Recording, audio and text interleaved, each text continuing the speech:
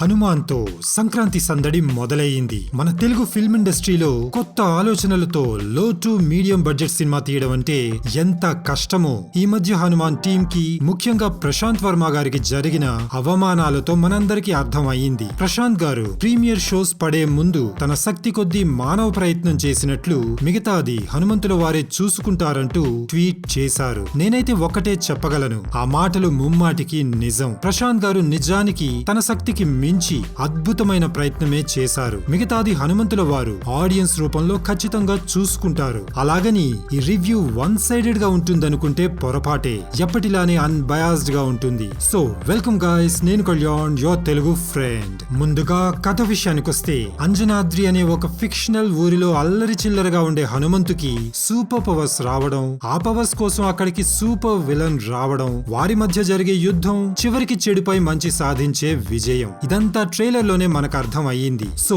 ప్రశాంత్ గారు ఆడియన్స్ ని సర్ప్రైజ్ చేసి ఇంప్రెస్ చేయాలనుకుంటే అది కేవలం కథనం మరియు దర్శకత్వంతోనే సాధ్యం. ఆ విషయంలో మాత్రం ప్రశాంత్ గారి విజన్, అంబిషన్ అండ్ ఎగ్జిక్యూషన్ కి హ్యాట్స్ ఆఫ్. అంజనాద్రి అనే ఊరి సమస్యలు జెనరిక్ గా ఉండేసరికి కాస్త డ్రాగ్ అవుతుందేమో అనిపించే లోపు కామెడీ డామినేట్ చేసి ఫస్ట్ హాఫ్ అంతా మనల్ని నాన్ స్టాప్ గా నవ్విస్తుంది. ముఖ్యంగా మన తెలుగు స్టార్ హీరో రెఫరెన్సెస్ తో ఒక సీన్ అద్భుతంగా కనెక్ట్ అయితే, సర్ప్రైజ్ చేసింది మాత్రం రవితేజ గారి వాయిస్ ఓవర్. ఎవరికనేది సినిమాలోనే చూసి ఎంజాయ్ చేయండి. కానీ కామెడీ పరంగా హైలైట్ ఆఫ్ ద మూవీ మాత్రం సత్య గారు చేసిన క్యారెక్టర్. నవ్వాపుకోవడం చాలా కష్టం. సినిమా చూడక ముందు నేనైతే సూపర్ హీరోని ఎలివేట్ చేసే చక్కర్లో ప్రశాంత్ గారు విలన్ ని లైట్ తీసుకుంటారేమో అనుకున్నాను. కానీ సినిమా ఒక స్ట్రాంగ్ సూపర్ విలన్ యొక్క క్యారెక్టర్ ని బిల్డ్ చేయడంతో మొదలవుతుంది. సినిమాలో ఎమోషనల్ కనెక్ట్ కోసం పెట్టుకున్న సిస్టర్ సెంటిమెంట్ తేడా కొడుతుందేమో అనుకునే లోపు సెకండ్ హాఫ్ లో దాన్ని కూడా బాగానే హ్యాండిల్ చేశారు. కానీ నా వరకు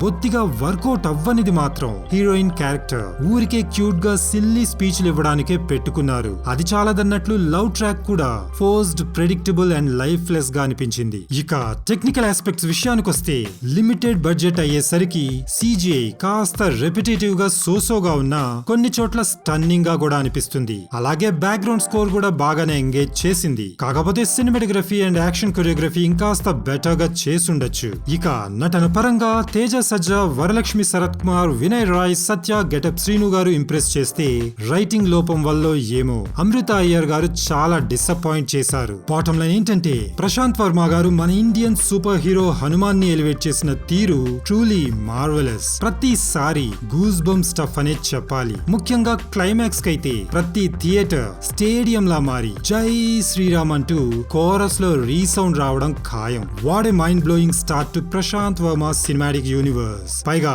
2025 లో జై హనుమాన్ అంటూ చేసిన ప్రామిస్ కి ప్రశాంత్ గారు పాన్ ఇండియా లెవెల్లో నెక్స్ట్ బిగ్గెస్ట్ థింగ్ అనడంలో ఎటువంటి సందేహం లేదు. తెలుగు వారు టెక్నికల్ ఆస్పెక్ట్స్ లో ఎలా ఉన్నా గానీ డివోషన్ ని తెరకెక్కించడంలో మాత్రం ది బెస్ట్ అని మరోసారి ప్రూవ్ అయ్యింది. అందుకే ఎన్ని లోటుపాట్లున్నా అసలు ఈ సినిమాకి ఎందుకు వెళ్లాలనే ప్రశ్నకి ఒక్కటే సమాధానం, మన సూపర్ హీరో హనుమాన్ ని మన ఫ్యామిలీకి, ముఖ్యంగా పిల్లలకి తప్పకుండా చూపించాల్సిందే కదా. అందుకే జై హనుమాన్ అంటూ ఈ చిత్రానికి నేను ఇచ్చే రేటింగ్ 7/10 స్టార్స్. ఈ వీడియో నచ్చితే లైక్ చేసి షేర్ చేయండి. ఏదైనా చెప్పాలనుకుంటే కామెంట్ చేయండి. కానీ ముఖ్యంగా ఈ ఛానల్ ని సబ్స్క్రైబ్ చేసుకుని నోటిఫికేషన్స్ కోసం పక్కనే ఉన్న బెల్ ఐకాన్ ని ప్రెస్ చేయడం మాత్రం మర్చిపోకండి. ఎందుకంటే మీ తెలుగు ఫ్రెండ్ ఎప్పుడూ మీకోసం ఇన్ఫర్మేటివ్ కంటెంట్ తెస్తూనే ఉంటాడు. శుభదినం.